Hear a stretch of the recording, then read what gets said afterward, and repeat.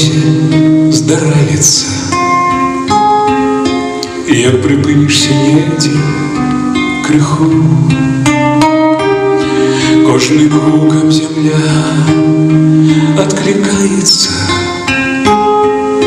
бо яна, як і ты, на шляху. І бяжыць маці доля нястомна